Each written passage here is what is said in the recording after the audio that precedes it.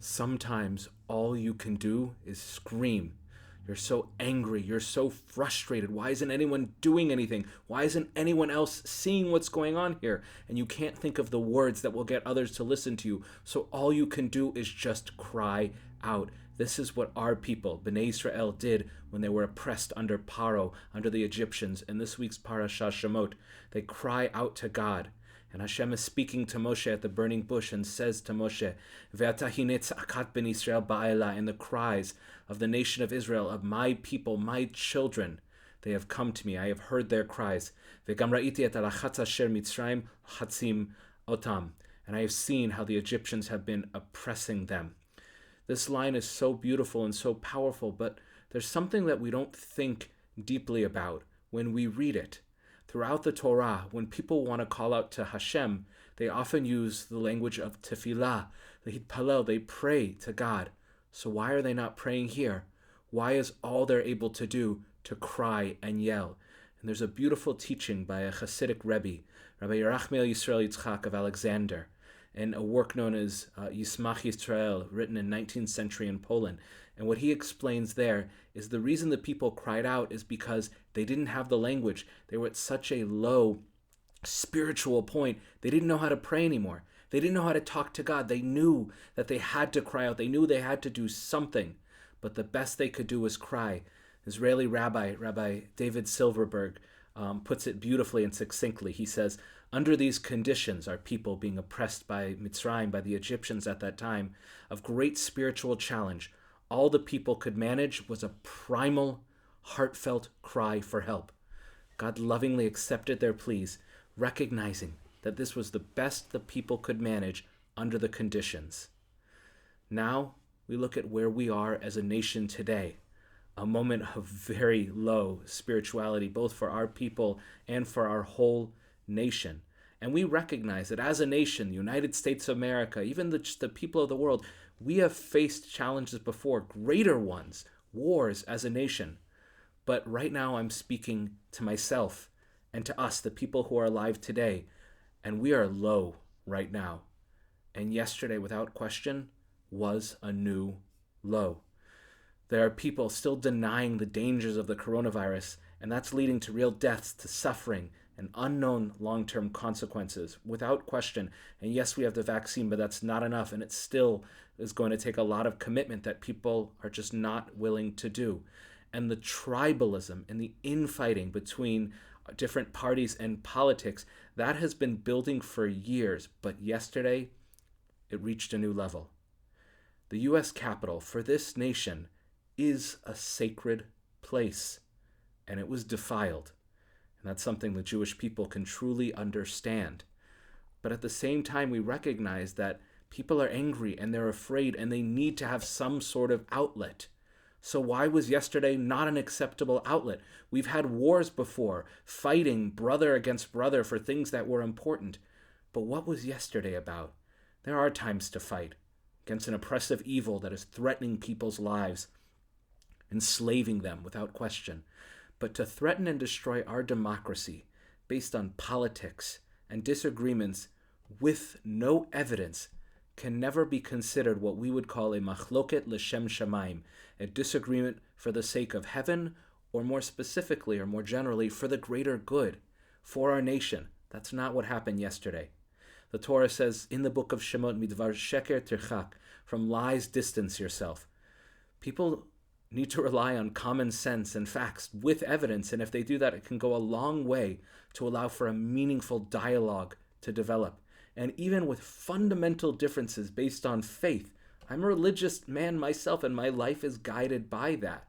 And even people who fundamentally disagree on philosophy, if you are really doing it for the right reasons, yesterday would not have happened. It is absolutely true. It is a right, a God-given right, that every person has a right to be heard, has a right to cry out. But in times like this, not just the people yesterday, but those of us who are watching with this horrible feeling, this dread, what can we say? What can we do? What happened yesterday in the U.S. Capitol cannot be the new normal. When we see marching in the streets, people crying out in pain, screaming to be heard, that is American. And we've seen powerful examples of that this year. And we've seen people who have not done it well. But absolutely, there is a time and place to march through the streets, out in public spaces. But tearing down something sacred because of anger, fear, and a refusal to just use a little bit of common sense and see the truth, that is chaos. And that's against our Torah. I want to end with one of the most beautiful texts that I've ever taught and learned from the Mishnah from Pirkei Avot, a very famous one that talks about when you disagree, how do you do it? And I'm hoping that even though I may be speaking to people who are nodding their heads and saying, yes, Rabbi, I'm already on your side, and the people who disagree with me may say, Rabbi, you're absolutely wrong, and what happened yesterday was what we needed to do to prove our point. It's not for anybody. It's really just for me, because I started by asking, what can we do? How do we respond when we're lost and there's so much chaos around us? And how would I respond? By sharing words of Torah and sharing the hope that people can come together and speak with each other, even if they disagree, and they can actually have a dialogue. So I share this last Mishnah, not to sway anyone, and not to validate those who already agree with me. I do it because this is the way that I protest. This is the way that I make my voice heard. So this beautiful Mishnah from Pirkei Avot from the 5th chapter.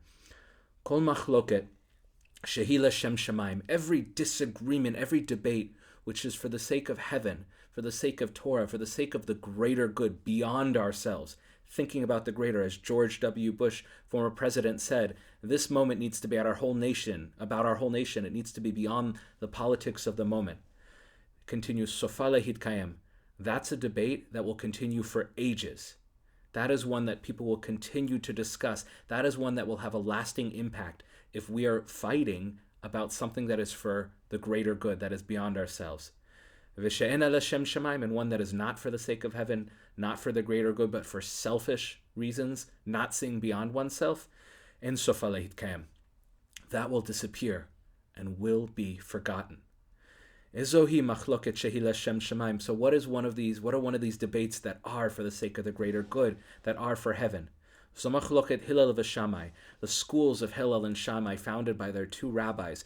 When they would debate, particularly Hillel, he would always listen to the other side. He would always bring counter evidence. He would analyze what they had to say. He would hear them and create a dialogue. And even though Shammai could be strict, we knew that he was doing it because he was trying to live a life of Torah and bring Torah. They fought with each other for something greater than themselves. V'she'ena l'shem shamayim, and what's not for heaven?